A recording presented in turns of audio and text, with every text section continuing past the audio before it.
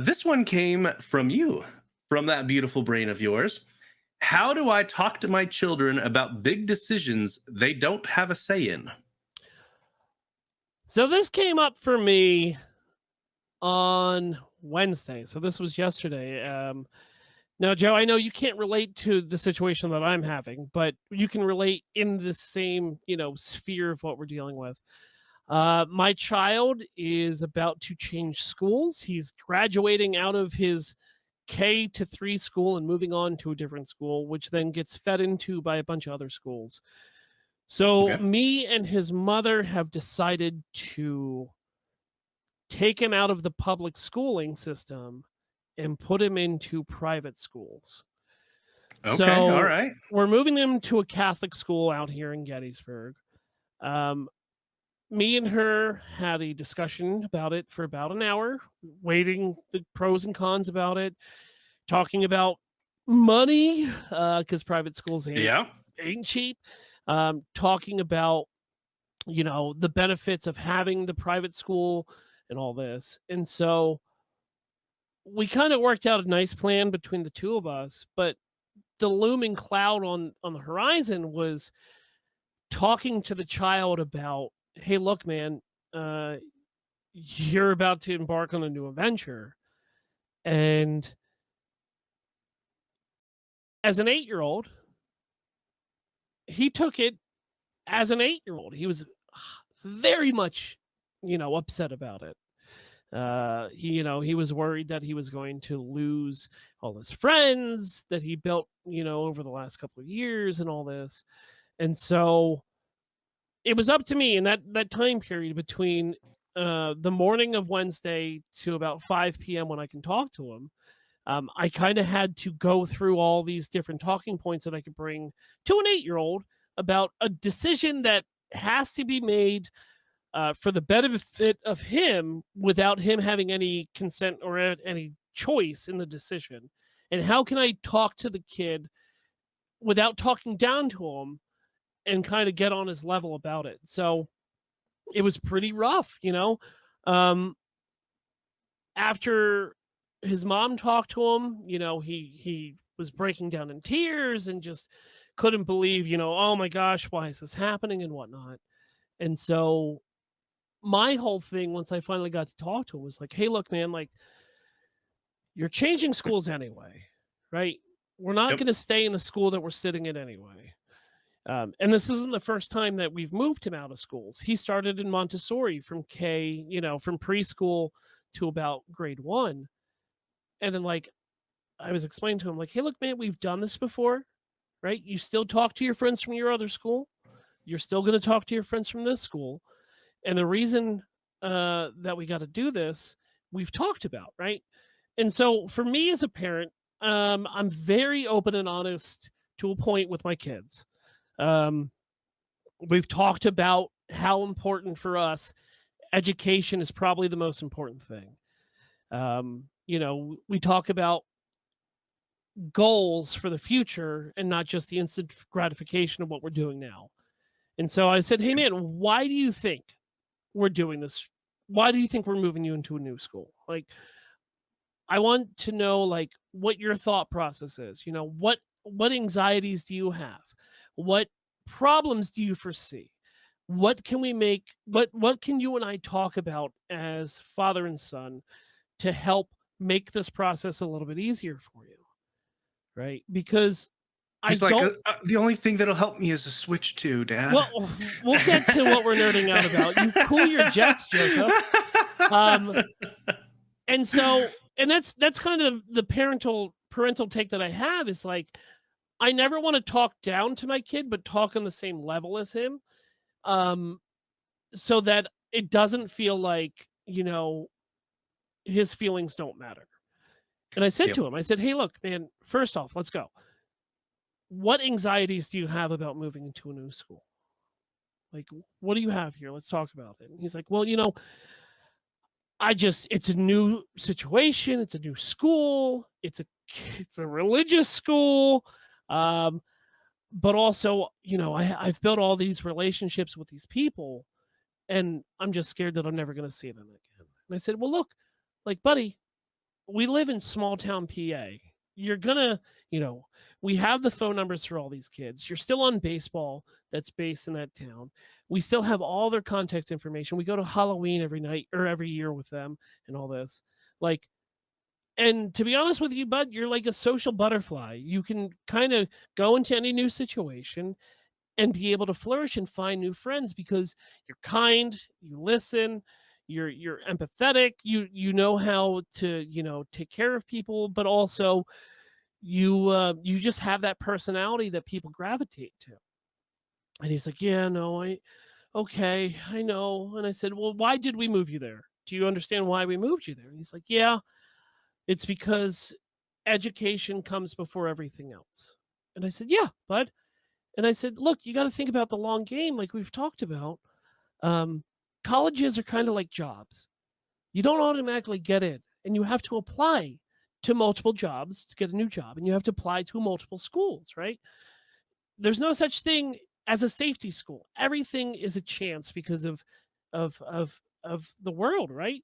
And so, me and your mom believe that this is going to give you a better chance for 10 years down the line, right? And so we're not doing this because, we think you need to be a little bit more disciplined. We don't, we're not doing this to spite you, but we're doing this because education comes first. And I want to do everything in my power to set you up to have the best future possible." And he was like, "Okay, okay." And then the way that I parent is like I like to put a little joke cherry on top, right? Because it does soften the blow for him, right? And I was like, and think about all the Pokemon cards that have been untapped by everybody else. Like that they don't have, that they don't know the cards that they have and the trades you're gonna be able to make, bud. Like, oh man, yeah, that hollow. I'll give you three Bidoofs for that. Like that hollow's not really that. And he was like, "You're right. I am trying to build a deck, and there is, an untapped Pokemon cards in there." So that was my situation on how to handle, tough situations that the kids don't have any say in. Do you have anything of that sort? Like I know you guys have moved a couple times. Um, I was just wondering what you had and what kind of advice that you can give to people that don't have the same situation that I do, where we're moving to different schools. Yeah.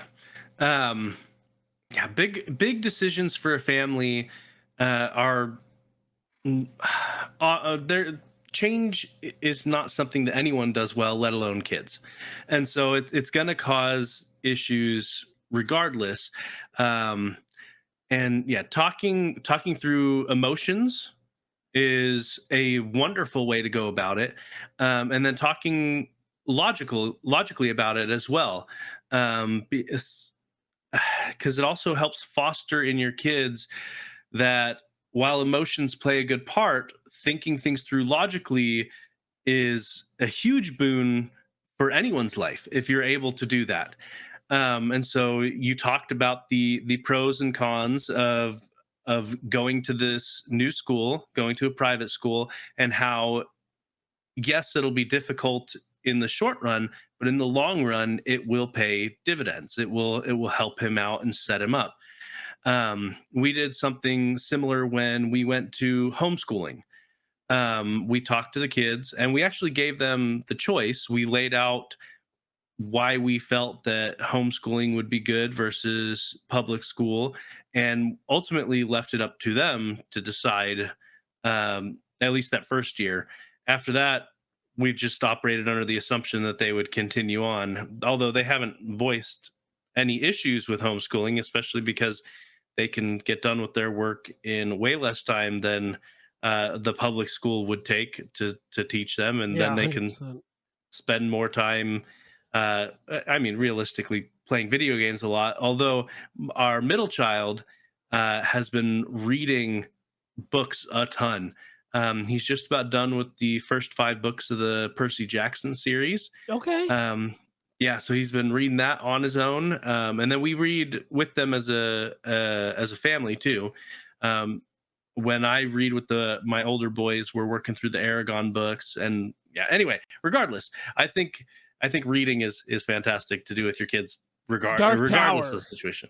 You should I've bring never him read into the. Dark Tower, but Oh gosh, the first book is so boring. I hear um, it's fantastic, but I've read the first book 3 times, and I hate finished it all 3 times.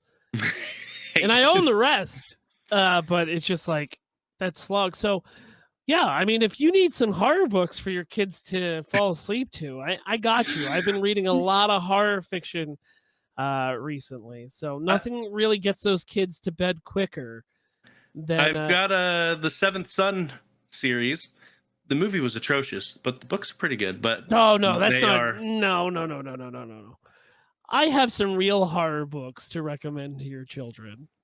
I mean, they aren't like it or anything, but they're Yeah, no, it's fine. I have some real horror books to recommend to your children. okay. But yeah, no, how you approached it, I think, was an excellent way to go about it, with So, your son having that difficult chat. but how much time did your kids spend in the public schooling system before they transferred over to homeschooling? Um, so my oldest had 3 years in public school. Well, four if you count preschool. Um, and my middle child had a couple of years, and our youngest has never gone to public school. Yeah. But we've made sure that 'cause one of my biggest concerns with homeschooling, and I voiced this to my wife, was I wanted to make sure they had plenty of socializing because I was worried about their social skills. There's no Uh, stigma there. What are you talking about? there's a huge stigma there, What are you talking about? and so we've made sure to. Well, I say we. My wife has made sure to Set up get school them. dances. No, no, but they've got several different homeschool groups that they meet up with weekly, and so they have some electives that they take through a homeschool group here. So they've taken a robotics class, a web design class. A few other classes, drama, and yeah, so we make sure to get them a lot of socializing, because we again, that was one of my big worries with it, and I think that's helped them a lot, especially with the friends aspect, because they get to see their friends often, because of those groups. Yeah, um, Danny's mom has him in a bunch of different kind of classes down at the local library, right? They do different clubs, reading club, Lego club, robotics club, and this is all through the public library in the town they live in, and it's been great. And that was another selling point. It's like, well, look, bud, like we're not going to take you out of all these clubs, right? You still have Pokemon Club, which I know you really care about, and all your friends go to. We're not going to take you out of that. We're just changing the way that you have your education because right now he was in, I think his class was about 25 to 30 kids. And this is third grade, right? That's a lot for one teacher to handle. And I was talking to his hockey teammate who goes to that Catholic school. Um, and there was 13 kids in that class. And it's just like the one-on-one, right? Because that it's not like they have multiple fourth grade classes. Like that was it. It was just one class of 14 kids or 13 kids. And so they're going to move up to the fourth grade together. So we'll see, man. But I hope and pray that it has, a more personable one-on-one with the teacher.